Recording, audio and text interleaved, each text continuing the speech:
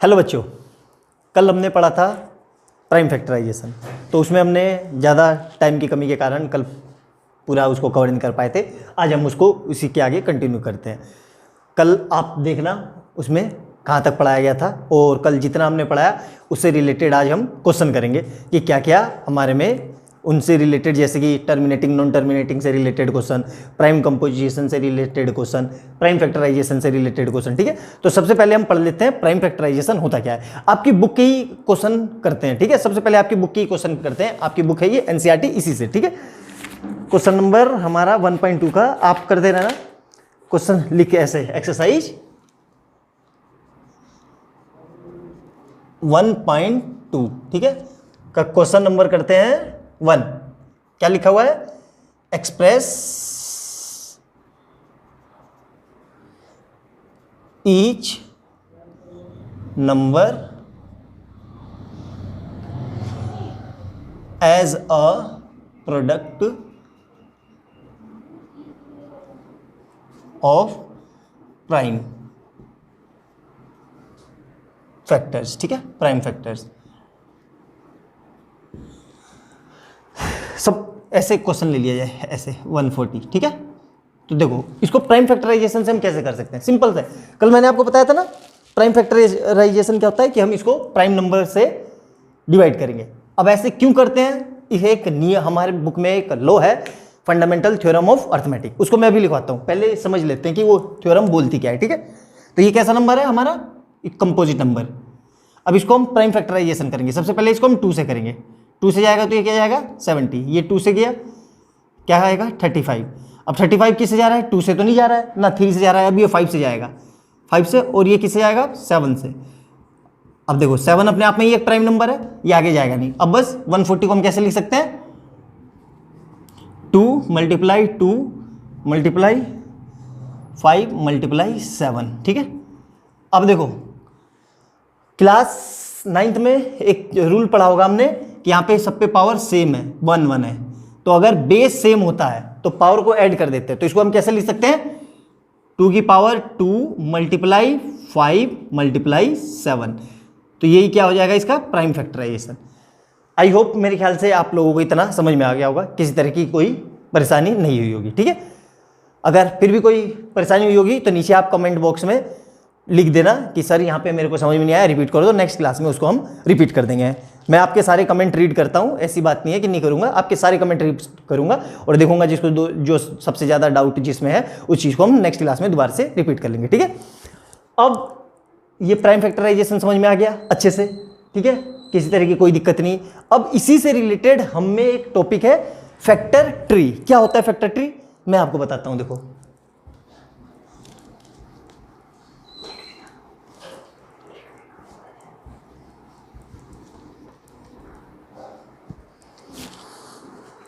Factor tree होता क्या है? ठीक है, नाम से ही पता चल रहा है, फैक्टर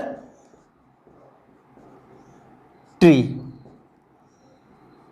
देखो मैंने कल आपको बताया था ना कि कहीं पे नहीं जाना है, सिर्फ उसके नाम को ही पकड़ो, उसी में उसका मीनिंग मिल जाएगा। मतलब फैक्टर का ट्री, फैक्टर है, फैक्टर का ट्री।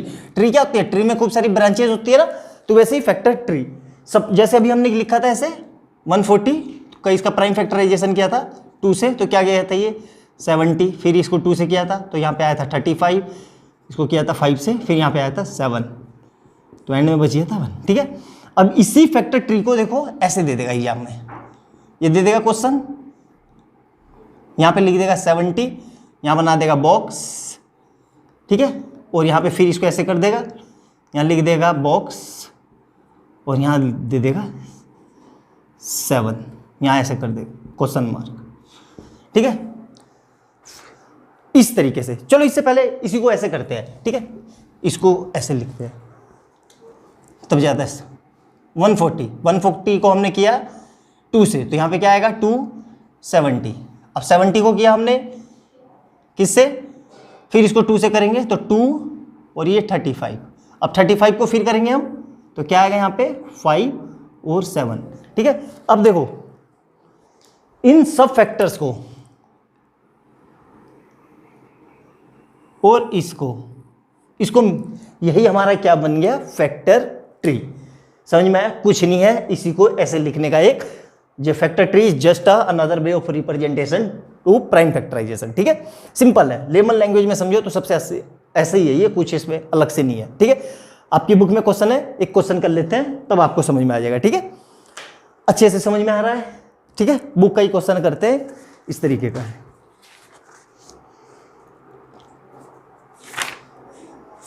ठीक है, समझ में आया? मेरे ख्याल से किसी भी तरह की कोई समस्या नहीं हुई होगी आपको। ठीक है, अब देखो इसी से रिलेटेड क्वेश्चन कैसे कैसे पूछ सकता है। ठीक है,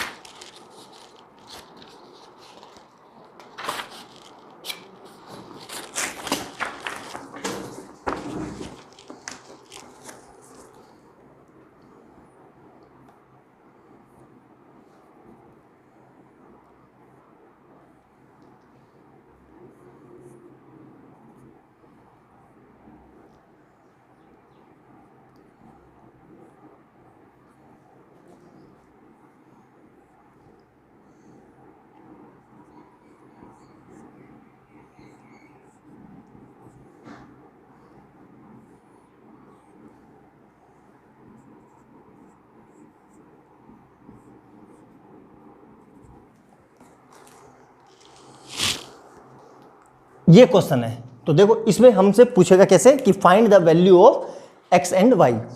ठीक है, find the value of x and y, तो सिंपल है, कैसे करेंगे? देखो इन दोनों की मल्टीप्लाई करेंगे, क्या आएगा यहाँ पे 13 इंटू 5, तो कितना आ जाएगा 65। यही जो 65 वैल्यू होगी, यही वैल्यू हमको किसको रिप्रेजेंट करेगी? वाई को। कोई दिक्कत यहाँ तक? अब वाई की वैल्यू कितनी आ गई? Y is equal to 65। अब y मिल गया, यहाँ पे हमारे पास 3 है, y की 3 से मल्टीप्लाई करो तो 65 मल्टीप्लाई 3 तो इज इक्वल टू कितना आएगा? 195 आ गया। 195 ऑटोमेटिकली। अगर ये 195 नहीं आएगा तो इसका मतलब कहीं पे हमने कैलकुलेशन में मिस्टेक की है। आप लोग ध्यान रखिए, कैलकुलेशन सही से करना, छोटी छोटी कैलकुलेशन है, कई बार मिस्टेक हो जाता है, हमें पता नहीं चलता जल्दी जल्दी में। ठीक है, तो ये y हमारा 195 आ गया। अब सिंपल नेक्स्ट स्टेप में क्या करना है? 195 की मल्टीप्लाई करेंगे किससे? 3 से, तो हमारा x आ जाएगा 195 मल्टीप्लाई 3, ये कितना आ जाएगा? 600 585। ठीक है, तो x की वैल्यू कितनी आ गई हमारी? 585 और y की वैल्यू कितनी आ गई थी? y कितना आया था हमारा? 65। कोई दिक्कत यहां तक? सिंपल है ना बच्चों? देखो बहुत ईजी है बच्चे, कुछ है ही नहीं, बहुत ईजी है बच्चा। आप करके प्रैक्टिस करना, मैं कुछ क्वेश्चन लिख दूंगा, आप प्रैक्टिस करना उनकी घर पे, होते हैं ठीक है, नहीं होते हैं तो भी ठीक है। फिर फैक्टर ट्री समझ में आ गया मेरे हिसाब से, ख्याल से आपको समझ में आ गया। मैं कुछ क्वेश्चन लिख रहा हूं, आपको प्रैक्टिस करना है। ठीक है,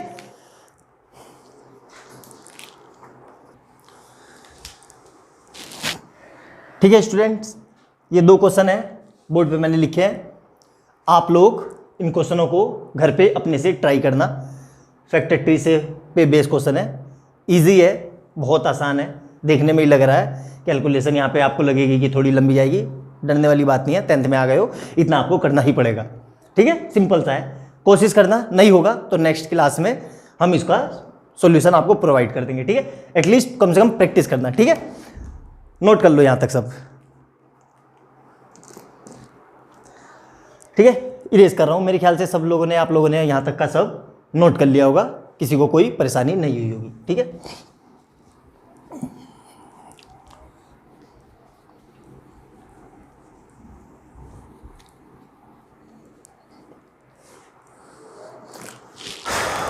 अब एक हेडिंग डालो आप लोग, fundamental theorem of arithmetic. Heading डालो फंडामेंटल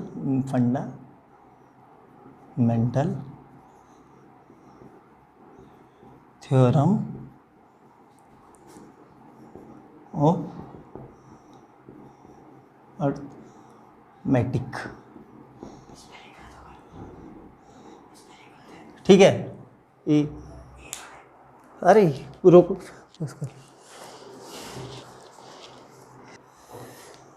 देखो बच्चों, ये है फंडामेंटल थ्योरम ऑफ अर्थमेटिक, है ना। क्या कह रहा है ये थ्योरम क्या कहती है हमें? Every composite number can be express as a prime product of primes and this factorization is unique apart from the order in which the prime factors occurs. ठीक है, सुनने में देख के अजीब सा लग रहा होगा, अरे सर क्या लिखवा दिया, कोई बात नहीं, परेशान मत हो, इसको एग्जांपल से समझते हैं। ठीक है, मैंने क्या लिखा है यहाँ पे, देखो इंपॉर्टेंट चीज क्या है, यहाँ पे देखो क्या लिखा है मैंने, कंपोजिट। ठीक है, कंपोजिट नंबर। ठीक है, अब कोई भी कंपोजिट नंबर बोलो, सबसे छोटा कंपोजिट नंबर क्या होता है? 4। कल लिखवाया था मैंने आपको कंपोजिट नंबर, प्राइम और कंपोजिट। ठीक है, कंपोजिट नंबर क्या होता है?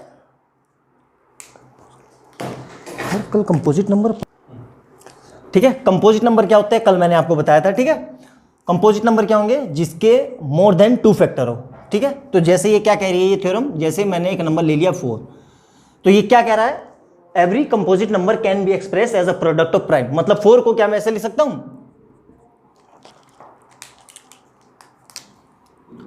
2 मल्टीप्लाई 2। तो दोनों नंबर कैसे हैं? प्राइम है ना। कोई सा भी नंबर ले लो, सपोज करो आप 6 ले लेते हैं, चलो 6 को मैं ऐसे लिख सकता हूं। तो देखो इसमें भी प्राइम आ रहे हैं ना, है ना। और एग्जांपल ले लेते हैं, तब समझ में आएगा। ऐसे देखो, कोई बढ़िया नंबर ले लेते हैं, आपको लगेगा कि अरे सर छोटे छोटे नंबर ले रहे हो, चलो बड़ा नंबर ले लेते हैं, 20 ले लेते हैं। तो 20 को हम कैसे लिख सकते हैं? 2 × 10। ठीक है, फर्दर 10 को क्या लिख सकते हैं हम? 2 और 5 लिख सकते हैं। तो टोटल फैक्टर कितने हो गए 20 के? 2 × 2 × 5। सारे नंबर प्राइम है इसमें। यही ये थ्योरम कह रही है। क्या ये थ्योरम बोलती है कि हम कंपोजिट नंबर को प्राइम नंबर के प्रोडक्ट में लिख सकते हैं। यही हमारी क्या है? Fundamental theorem of arithmetic. Most important है आपके एग्जाम के पॉइंट ऑफ व्यू से, 1 नंबर की डेफिनेशन मोस्ट इंपॉर्टेंट। ठीक है, स्टार बना के लिख लेना। ठीक है, 1 नंबर में डायरेक्ट आ जाएगी बोर्ड में, या 2 नंबर में? 2 नंबर में आएगी तो ऐसे पूछेगा कि define fundamental theorem of arithmetic with suitable example. तो आपको ये पूरा लिखना होगा। ठीक है, और कोई नंबर ले लेते हैं, जैसे एक और नंबर ले लेते हैं। नंबर ले लेते हैं आप कोई सा भी एक रैंडम नंबर, आप लोग बोलो, चलो 60 ले लेते हैं। ठीक है, तो 60 को हम कैसे लिख सकते हैं? 2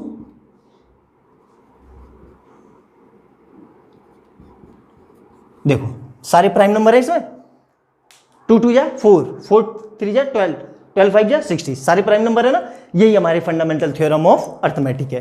ठीक है, अच्छे से समझ में आ गया? कोई दिक्कत यहां तक? मेरे ख्याल से किसी भी तरीके की कोई दिक्कत नहीं हो रही होगी आपको। ठीक है, बहुत अच्छे से समझो, नोट डाउन करो, प्रॉपर नोट बनाओ, फिर हम आगे करते हैं। ठीक है,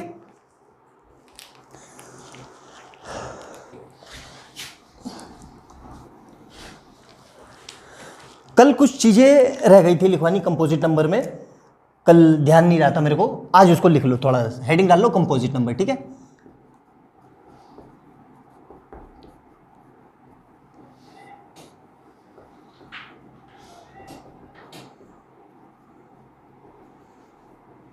ठीक है, कंपोजिट नंबर क्या होते हैं? वो composite number are those number which has more than 2 factor. तो सबसे पहला हमारा कंपोजिट नंबर क्या मिलेगा? 4, फिर 6, फिर 8, 9, 10 ठीक है, कंपोजिट नंबर है। इसमें मोस्ट इंपॉर्टेंट पॉइंट स्टार बना के लिखना। ठीक है, क्या है पॉइंट? अच्छे से समझना, बहुत ही ज़्यादा इंपॉर्टेंट पॉइंट है। आपके एग्जाम में सीधा 1 नंबर में क्वेश्चन आ जाएगा, आपको पता भी नहीं चलेगा कि क्या है। ठीक है, क्या लिखना है हमें? Smallest composite number is 4। सबसे छोटा कंपोजिट नंबर क्या है? 4। ठीक है, दूसरा पॉइंट स्टार बना के, ठीक है, क्या लिखना है? स्मॉलेस्ट इवन कंपोजिट नंबर, ये भी क्या आ जाएगा? आंसर, ये भी 4 होगा। ठीक है, अब तीसरा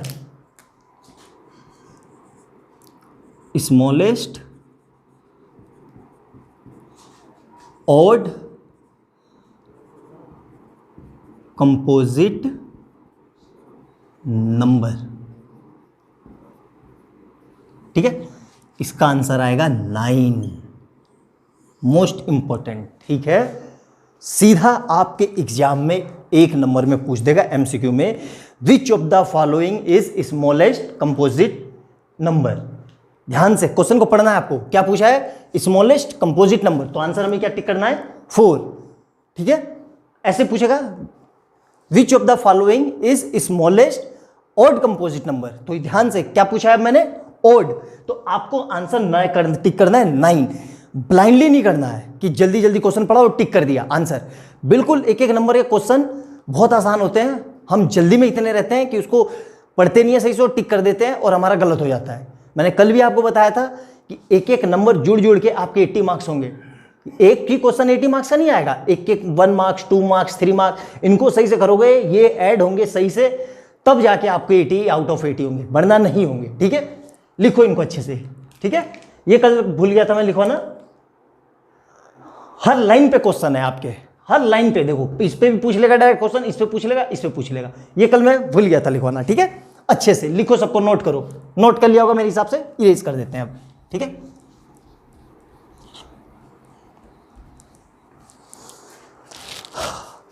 अब बेटा लोग हम लोग क्या करेंगे?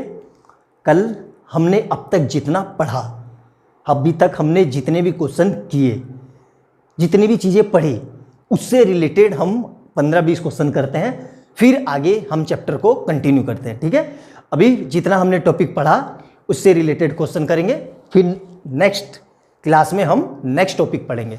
ठीक है, ये नहीं कि पहले सारी थ्योरी पढ़ लिया और फिर क्वेश्चन करवाने बैठे तो पीछे का भूल गए। मैं ऐसे ही पढ़ाता हूँ, मेरा पढ़ाने का तरीका यही है कि कोई थ्योरी पढ़ा दी, फिर उससे रिलेटेड क्वेश्चन करा दो, फिर नेक्स्ट थ्योरी पढ़ाई दी, उससे रिलेटेड क्वेश्चन करा दो, फिर एंड में सबको मिक्स करके एक पूरी सीट दे दो जिससे बच्चों को करने में आसानी रहे। मेरा ये तरीका है पढ़ाने का। ठीक है बेटा, तो अब हम क्या करेंगे? अभी तक हमने जितना भी पढ़ा, rational number, irrational number, prime, composite, integer, terminating, non terminating, उससे रिलेटेड क्वेश्चन करते हैं। ठीक है, अच्छा, फिर उसको आगे हम कंटिन्यू करते हैं। ठीक है बेटा, क्वेश्चन देखो बच्चों, ये 2 मैंने क्वेश्चन लिखे हैं। क्वेश्चन क्या लिखा है? पहला question, the total number of factor of prime number is. तो प्राइम नंबर्स के टोटल कितने फैक्टर होते हैं बताओ आप लोग। कल मैंने आपको बताया था प्राइम नंबर के कितने फैक्टर हो सकते हैं। प्राइम नंबर की डेफिनेशन क्या है? Prime number is a number which is divide by 1 and itself. तो प्राइम नंबर के कितने फैक्टर होंगे हमेशा याद रखना, 2। दूसरा क्वेश्चन क्या है? देखो 2 to 5 can be express as. कैसे लिख सकते हैं? देखो प्राइम फैक्टर का है, सिंपल 2 to 5 को देखो यहां पे, क्या ये नंबर 3 से डिवाइड होगा? आपको लगेगा नहीं सर एंड में 5 है, ये 3 से डिवाइड होगा। 3 की डिविजिबिलिटी रूल क्या है? Sum of digit. Sum of digit कितने आ रहा है? 9। अगर 9 आ जाए तो वो नंबर 3 से डिवाइड होगा। 3 का डिविजिबिलिटी रूल आपने क्लास 4th या 5 में पढ़ा होगा, याद रखना। तो इसको हम 3 से करते हैं सबसे पहले। तो क्या आएगा? ये 7 और 75 आइए। अब देखो 75, अब ये फिर 3 से जाएगा, कैसे पता चला? 75 सम ऑफ डिजिट करो, 7 + 5 कितना आया? 12। तो 12 जाएगा ना, तो ये 3 से गया, कितना आया अब यहाँ पे? 15 ठीक है। अब फिर ये 3 से जाएगा, क्या आया? 5।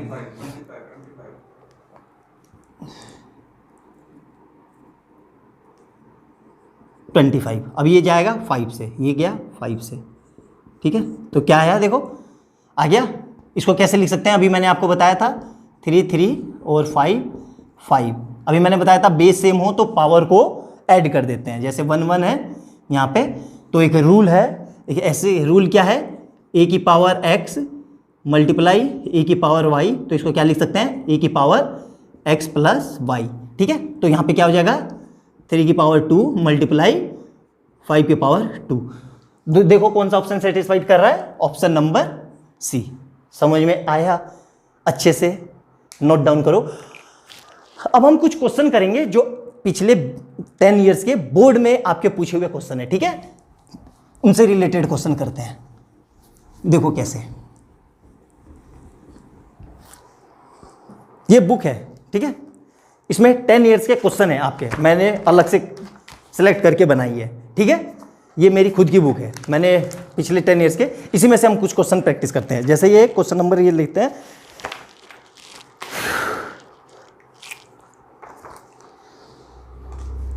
टू 2018 में आया हुआ ये आपके 2018 CBSE बोर्ड, ठीक है, 1 मार्क्स में, 1 मार्क्स में।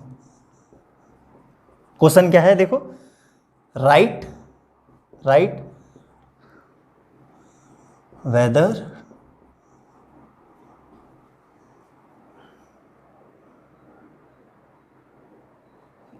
टू रूट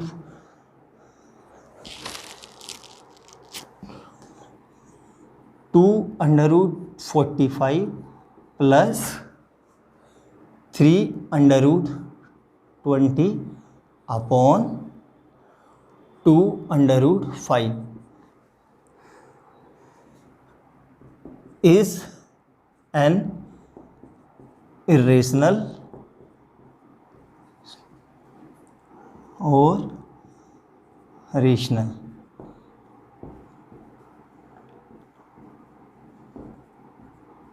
ठीक है, देखो ये क्वेश्चन देखने में लग रहा है बड़ा अजीब सा, देखने में क्या लगेगा, मैक्सिमम बच्चे इसको इरेशनल टिक करके आ जाएंगे। कैसे टिक करके आ जाएंगे, रूट है, ठीक है, मैक्सिमम बच्चे इसको इरेशनल टिक करके आ जाएंगे।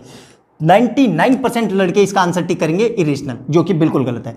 कैसे करेंगे, देखो इस क्वेश्चन को ध्यान से। क्वेश्चन है, आपने एक चीज पढ़ी होगी कि जैसे अंडर रूट के अंदर ऐसे लिखा हो 4 तो इसको हम क्या लिख सकते हैं, 16 को क्या लिखते थे हम, 4 × 4, तो अंडर रूट के बाहर क्या आता था 4। क्लास 9 में पढ़ा है कि जब भी अंडर रूट के अंदर 2 वैल्यू हो तो एक बाहर आ जाती है, ठीक है। तो इसी हिसाब से अब हम 45 को देखेंगे। देखो 45 का क्या फैक्टर होंगे, देखो ध्यान से, 45 के फैक्टर क्या क्या होंगे,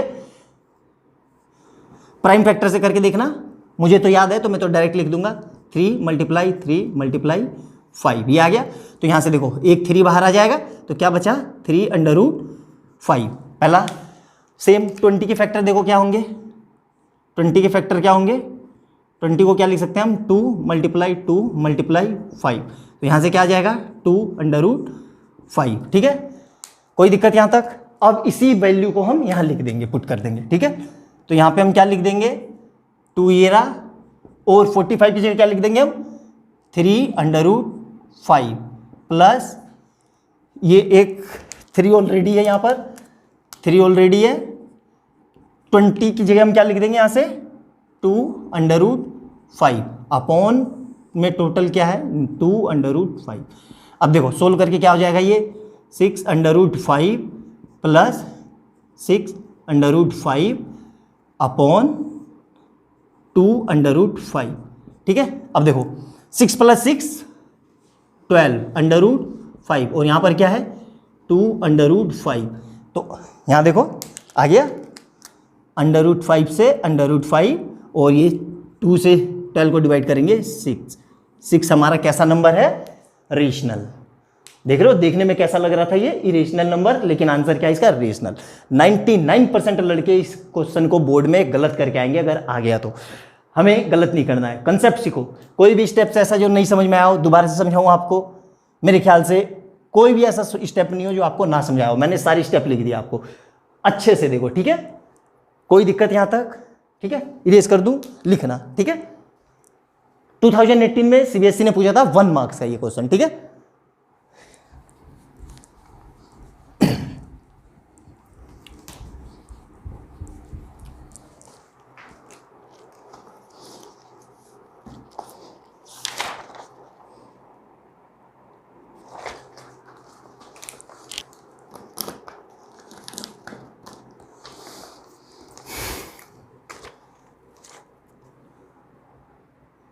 देखो अब ये क्वेश्चन आया था हमारा 2016 में 3 मार्क्स का, 3 मार्क्स।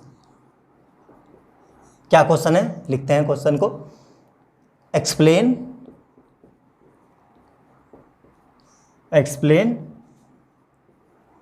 वेदर नंबर, क्या है number, 3 multiply 5 multiply 13 plus 46 plus 23 is a prime number और अ कंपोजिट नंबर। ठीक है, ये हमें बताना है कि ये प्राइम नंबर है कि कंपोजिट नंबर है। आपकी बुक में ये है, आपकी बुक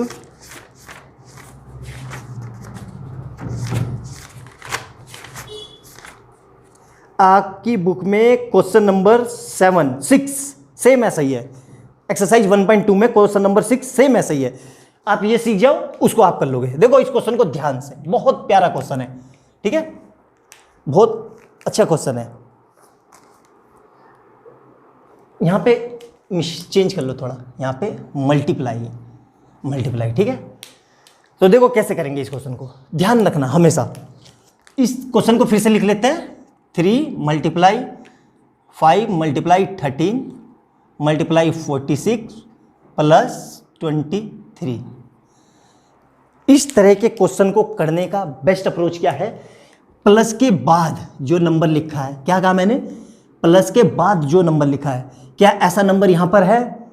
सेम ये नंबर आपको लग रहा होगा नहीं सर ये नंबर नहीं है, लेकिन ये नंबर है। ध्यान से देखो, क्या मैं 46 को ऐसे लिख सकता हूं? 46 को 2 मल्टीप्लाई 23 प्लस 23 लिख सकता हूं। देखो सेम नंबर आ गए दोनों जगह, यहां देखो सेम नंबर आ गए दोनों जगह, कोई दिक्कत? अब क्या करेंगे, करना है मुझे, दोनों में से 23 को बाहर निकाल दो। 23 कॉमन ले लिया तो क्या बचेगा? 3 मल्टीप्लाई 5 मल्टीप्लाई 13 मल्टीप्लाई 2। ठीक है, अब ये बाहर आ गया तो यहाँ क्या बचेगा? मल्टीप्लाई 1 प्लस यहाँ से ये मल्टीप्लाई आ गया तो क्या बचेगा? 1। कोई दिक्कत यहाँ तक? मेरे हिसाब से कोई दिक्कत नहीं होगी।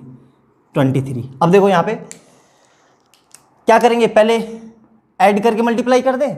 नहीं करना है, पहले मल्टीप्लाई होगा। कैसे करेंगे आपको याद होगा, BODMAS, बोर्ड मास। यहाँ बोर्ड मास लगा है, bracket of divisibility multiplication addition subtraction. तो पहले मल्टीप्लाई होगा फिर 1 ऐड होगा, तो इसको मल्टीप्लाई करके हम लिख देंगे तो क्या आ जाएगा? ये 5 3 जा 15 मल्टीप्लाई 26 प्लस 1।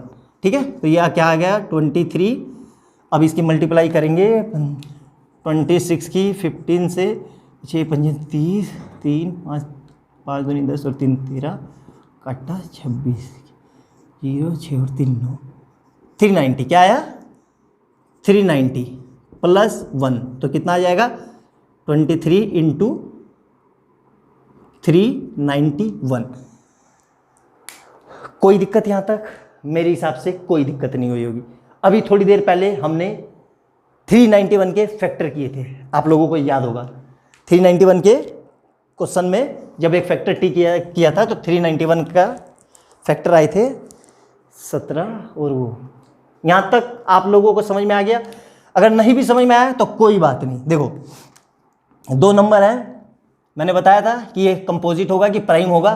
तो ये देखो कंपोजिट, ये कंपोजिट नंबर है। कैसे पता चला? 2 फैक्टर हैं इसके, 2 फैक्टर यहीं से मिल गए। नहीं भी मिलेंगे तो इसके फैक्टर करेंगे, ये और फैक्टर हो जाएगा। 391 के फैक्टर करेंगे तो ये 391 जाएगा 7 से 7 पंजे 35 41, 7 से 9 से 13 से 13 3 39 नहीं जाएगा, 13 3 39 नहीं जा रहा है। 17 से जाएगा ये, 17 2 34 35 36 37 38 40 41 17 से जा रहा है ये, 17 से। तो क्या बचेगा? ये 17 से जाएगा तो 2 30 17 23। ठीक है, ये आ जाएगा। ठीक है, तो इसके फैक्टर क्या मिल गए? 23 इंटू 17 इंटू 23। अब आप कहोगे कि सर ये तो 2 ही फैक्टर मिले। नहीं बेटा, कल मैंने आप लोगों को एक चीज़ बताई थी बहुत अच्छी, आप लोग भूल गए होंगे शायद, कि 1 क्या है? गॉड है, हर जगह होता है। तो इसको मैं ऐसे भी लिख सकता हूं, कोई फर्क पड़ा? 1। तो कितने फैक्टर मिल गए? 1 2 3। तो कैसा नंबर होगा ये? कंपोजिट। बोर्ड का पूछा हुआ क्वेश्चन है, 3 मार्क्स का। मैक्सिमम लड़के प्राइम करके आ जाएंगे यहां देख के कि 23 23 17, बस हो गया प्राइम, टिक कर दो कि 2 नंबर है। लेकिन नहीं, ये कंपोजिट नंबर है। कैसे पता चला? मैंने आपको बताया था, ध्यान रखना 1 हर जगह होगा, तो ये क्या होगा? ये कंपोजिट होगा, याद रखना, ठीक है। लिखो इस क्वेश्चन को पूरा। देखो बोर्ड कितने अच्छे अच्छे क्वेश्चन पूछता है आपके। आप लोगों को लगता है ना कि बोर्ड में सब ये इजी क्वेश्चन आते हैं, इजी क्वेश्चन आते हैं। नहीं बेटा, बोर्ड आपके 60-70% पेपर इजी रहता है, लेकिन आपको 90% या 80% 90% से ऊपर जाने के लिए आपको एक्स्ट्रा मेहनत करनी ही पड़ेगी। आपको अपने कंसेप्ट क्लियर करने ही पड़ेंगे। और कंसेप्ट क्लियर कब होंगे? जब आप वेराइटी ऑफ क्वेश्चन करोगे, हर कंसेप्ट के क्वेश्चन करोगे, तभी आपके कंसेप्ट क्वेश्चन होंगे। मैं यही करवा रहा हूं, मैं आपको हर तरह के क्वेश्चन करवाऊंगा। बस आप मेरे साथ बने रहिए, आराम से एक एक चीज पढ़िए, समझिए, उसको रिवाइज करिए, आपको सब चीजें समझ में आएगी, ठीक है। लिखो इसको, फिर हम आगे करते हैं, ठीक है।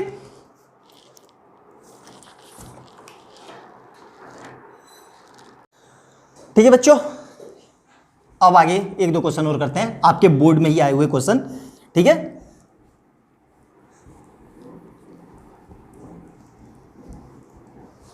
ज्यादा टफ तो नहीं लग रहा है आप लोगों को क्वेश्चन का लेवल की सर आपने कुछ करवाया है नहीं और क्वेश्चन करवाने लग गए? ऐसा कुछ हो तो नीचे कमेंट बॉक्स में आप लोग बता देना। ये बेसिक क्वेश्चन है बेटा, बोर्ड में पूछे हुए क्वेश्चन। मैं अपनी ओर से नहीं करवा रहा हूँ, अपनी ओर से तो मैं करवा, बाद में आपको सीट दे दूंगा, ठीक है। आप लोग डाउनलोड कर लेना और उससे प्रैक्टिस करना। ये तो मैं बोर्ड के क्वेश्चन करवा रहा हूँ, जो बोर्ड में आए हुए हैं, उस कंसेप्ट से रिलेटेड जितना मैं आपको पढ़ा चुका हूँ, ठीक है। एक क्वेश्चन और करते हैं, देखो फिर आपको समझ में आएगा।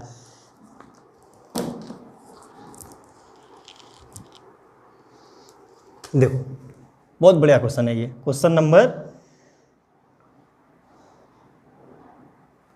2014 2 मार्क्स का क्वेश्चन। क्या है क्वेश्चन? लिखेंगे हम लोग, determine the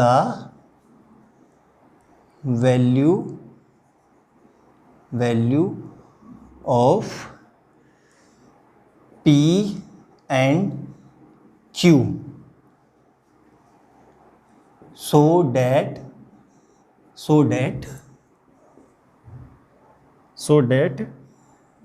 prime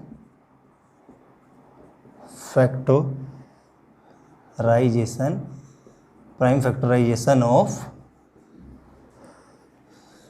2520 is expressible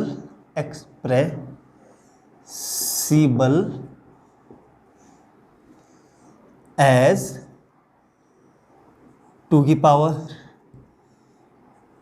power 3 multiply 3 की power P multiply Q multiply 7। देखो 2 नंबर का क्वेश्चन है, कितना बढ़िया क्वेश्चन पूछा है। क्या पूछा है? कि हमें P और Q की वैल्यू निकालनी है, इसकी वैल्यू इस एक्सप्रेशन से, और दिया क्या है 2520 को हम ऐसे लिख सकते हैं। तो देखो कुछ नहीं करना है, बहुत आसान क्वेश्चन है, ठीक है।